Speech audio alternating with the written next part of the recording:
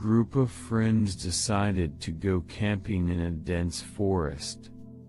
The forest was known for its eerie tales, but they were excited. Mia said, "This will be an adventure."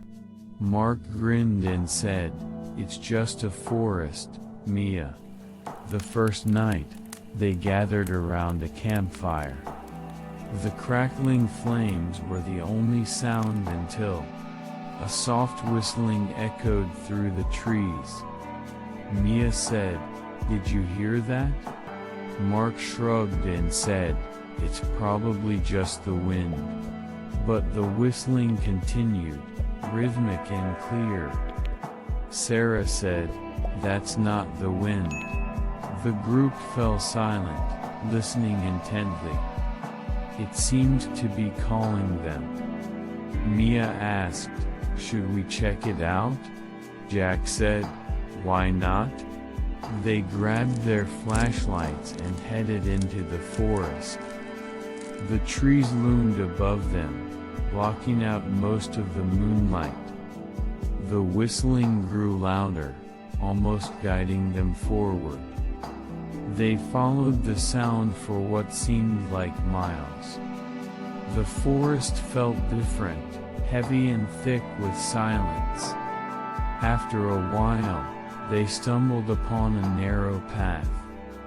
It was lined with rusted lanterns, flickering weakly. Mia said, "Who would leave lanterns here?" No one had an answer, but they decided to keep walking. The path seemed endless, leading them deeper into the forest. At the end of the path, they saw something unexpected. An old, abandoned settlement appeared in the moonlight. The whistling was now deafening. Mark said, "This place feels wrong." The buildings were falling apart, windows broken, doors hanging loosely. Jack whispered, "Is this even real?" They stepped into the settlement, their footsteps echoing. It felt like the buildings were watching them. Suddenly, Sarah pointed to a stone well in the center. Sarah said, "Look, the sound's coming from there." They gathered around the well, but saw nothing.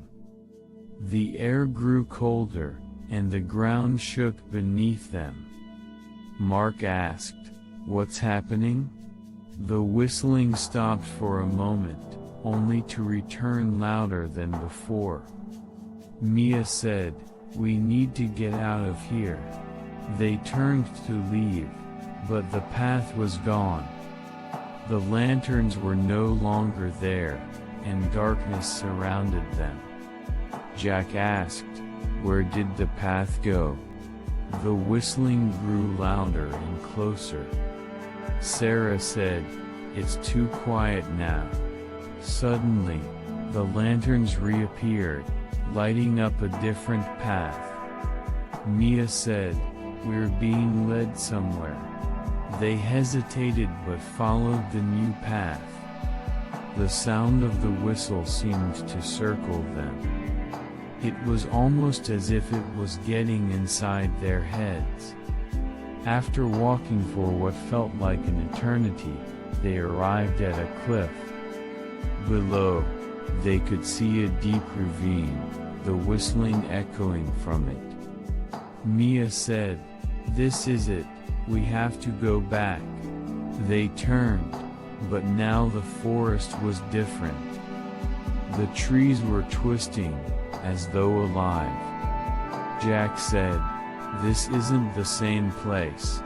Suddenly, they heard footsteps behind them. Mark shouted, "Who's there?" No answer, just the sound of the whistling growing louder. The group ran, the ground shaking beneath them. Sarah cried out, "I can't see." The trees seemed to close in, blocking their way. Mia screamed, "We need to run." They sprinted, but the forest felt like it was never ending. Finally, they stumbled out into an open field. The whistling stopped abruptly. Breathing heavily, they turned around to look at the forest. It was silent, but they couldn't shake the feeling it was watching them. Jack asked, "It's over, right?" Sarah whispered, "I don't know." The group didn't speak as they walked back to their campsite. But that night, as they lay in their tents, the whistling started again. It was distant, but it was still there. It hadn't stopped, and neither had the forest. Mia said, "We need to leave tomorrow." Mark agreed, "We can't stay here."